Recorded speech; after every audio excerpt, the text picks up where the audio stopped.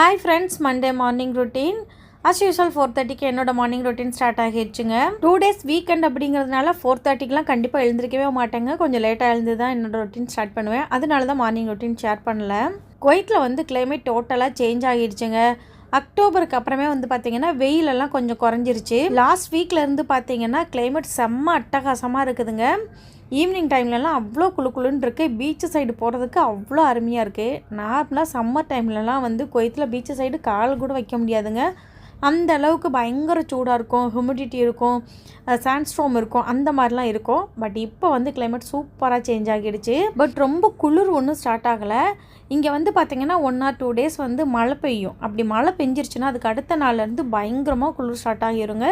Winter ஜாக்கெட்லாம் இல்லாமல் வெளியில் போகவே முடியாது. இந்த வருஷம் நவம்பர் மிட் ஆகிடுச்சு, இப்போ வரைக்கும் மழை பெய்யலை. அதனால கொஞ்சம் குளிர் இல்லாமல் இருக்குங்க. பட் கிளைமேட் சூப்பராக இருக்குது. குளிர் ஸ்டார்ட் ஆகிடுச்சுன்னா ஒரு 3 monthsக்கு வந்து பார்த்திங்கன்னா காலையில் எழுந்துக்கிறதே அவ்வளோ கஷ்டமாக இருக்கும். தரையில் செருப்பு இல்லாமல் கால் வைக்கவே முடியாதுங்க. சில நாள்லாம் சாக்ஸும் போட்டு இருக்கிற மாதிரி தான் இருக்கும். தண்ணியெல்லாம் தொடுறதுக்கு அவ்வளோ ஜில்லுன்னு இருக்குங்க. பட் இங்கே வந்து வாட்டர் ஹீட்டரும் இருக்கும், அதே மாதிரி ரூம்ஸ்லேயும் ஹீட்டரும் இருக்கும்.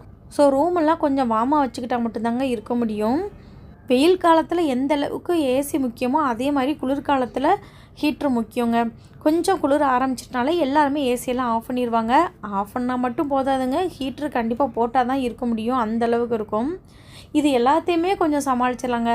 பட் இந்த துணி துவைக்கிற வேலை இருக்குது பாருங்கள், அதை மட்டும் சமாளிக்கவே முடியாது. எவ்வளோ நாளும் வாஷ் பண்ணி போட்டுடலாம், பட் வந்து காயவே காயாதுங்க.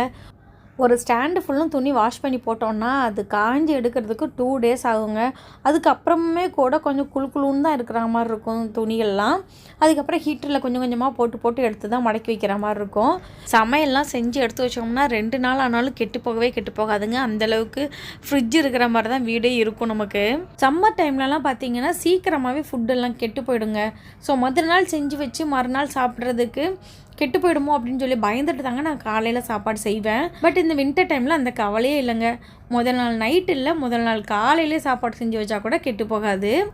இன்றைக்கி லஞ்சுக்கு வந்து பார்த்திங்கன்னா நேற்று செஞ்ச கத்திரிக்காய் புளிக்குழம்பு, கேரட் பொரியல் எல்லாமே இருந்ததுங்க. ஸோ ரைஸ் மட்டும்தான் செஞ்சேன்.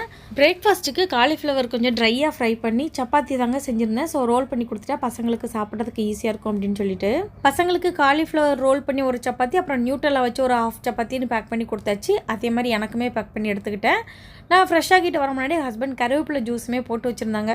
மோர் மட்டும் கொஞ்சம் மிக்ஸ் பண்ணாமல் வச்சுருந்தாங்க. ஸோ மோரெலாம் மிக்ஸ் பண்ணி ஆற்றி நானுமே குடிச்சிட்டு பசங்களுக்கும் பேக் பண்ணி வச்சுட்டு நானும் பேக் பண்ணிவிட்டு கிளம்பியாச்சு. இதே மாதிரி வேறு ஒரு விளாக்கில் பார்க்கலாம். பாய்.